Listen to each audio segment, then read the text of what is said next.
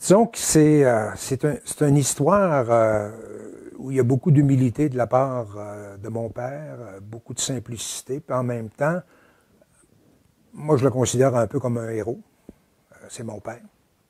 Pas beaucoup de personnes qui peuvent prétendre avoir dans leur famille, avoir un père qui a fait la Deuxième Guerre mondiale et qui en est revenu vivant. Donc, beaucoup de fierté, puis en même temps, beaucoup de discrétion, parce que mon père, c'est une personne qui, s'il était à ma place, il y aurait peut-être plus de difficultés à s'exprimer que moi. Parce que pour lui, la guerre, ça a été un moment extrêmement important de sa vie. Il a fait le devoir qu'il devait faire à cette époque-là. Mais c'est derrière lui. Il a présenté ça comme si on lisait le quotidien ou le progrès dimanche. Il pourrait vous dire, par exemple, je me suis engagé dans l'armée parce que j'avais reçu une lettre. Je me suis présenté à Québec. J'ai choisi l'aviation parce que je ne voulais pas être sur un bateau, je détestais l'eau. Je ne voulais pas être au sol ou dans les blindés parce que c'était difficile. Donc, je suis devenu aviateur. Et partant de là, il a fait sa formation, comme bien d'autres Québécois à l'époque, beaucoup de Canadiens anglais aussi. Il a fait son entraînement de pilote pendant 2 ans. Fondamentalement, il était contre la guerre, et il l'est encore. Et donc, c'est sûr que mon éducation a dû être influencée grandement par le fait qu'il était très ouvert, qu'il ne voulait surtout pas que moi j'aille à la guerre et tout ça, il faisait tout. C'est un gars de paix, mon père. J'ai été privilégié, personnellement, là, et mon frère et ma sœur aussi, dans plusieurs phases de notre vie, comme travail étudiant. Quand les gens prenaient que j'étais le garçon de Gaston, c'est un avantage pour moi. Donc, encore aujourd'hui, je vais aller au Saint-Jude, et où est-ce qu'il demeure maintenant, et il aime le monde, même si c'est un gars relativement solitaire. Je ne lui connais pas d'ennemis. Donc, c'est sûr et certain que j'en profite. Je suis très près de lui maintenant parce que là, je m'en occupe un peu plus.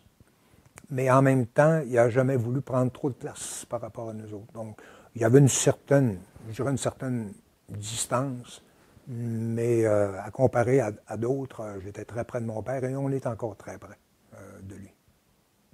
95 ans, évidemment, physiquement parlant, il a besoin de soutien. C'est des journées... Je pense qu'il trouve les journées assez longues à l'heure actuelle. S'il avait la chance, il aimerait ça jouer au golf, mais c'est pas possible pour lui. C'est un golfeur, un très bon golfeur.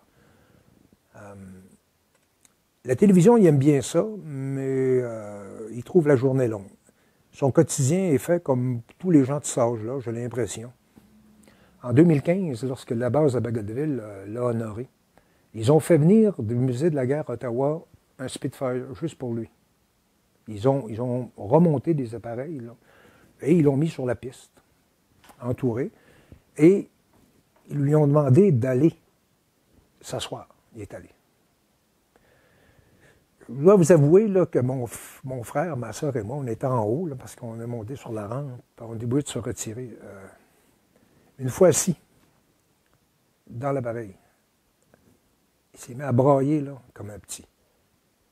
Brailler. Moi, j'avais jamais vu mon père pleurer. Comme ça, là. Penché sur une espèce de barre de fer qu'il y avait, parce que c'était pas des... On l'a retiré de là, puis il broyait encore. Mais on n'a pas posé de questions. Ça lui a rappelé probablement des souvenirs plus ou moins intéressants. La visite à Bagotville et ce qui s'est passé par après, c'est comme s'il fermait définitivement le livre de sa vie. Et c'est comme si le livre n'était pas terminé. C'est comme s'il y avait encore quelque chose d'inconnu. Et là, il s'est mis à parler comme il n'a jamais parlé. Sans donner de détails sur les combats. Ça, là, oubliez ça. Et une des conditions, ça c'est ma mère qui m'a dit ça. Elle a commencé, ma mère était très curieuse, beaucoup plus curieuse que moi je pouvais l'être. Puis, je ne sais pas si toutes les femmes sont comme ça, mais elle a commencé à lui poser des questions. Elle dit, écoute, au retour de la guerre, elle dit, écoute, si tu veux que je te marie, là, pose-moi pas de questions sur la guerre. Alors, elle a préféré pas poser de questions puis le marier. Moi, je suis content, je suis arrivé là, avec ça. Sans ça, je ne sais pas si je serais là à vous parler.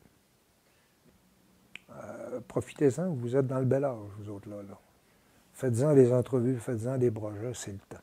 Le monde vous appartient, ce qui n'était pas notre cas. Et ce qui n'était pas le cas de mon père non plus.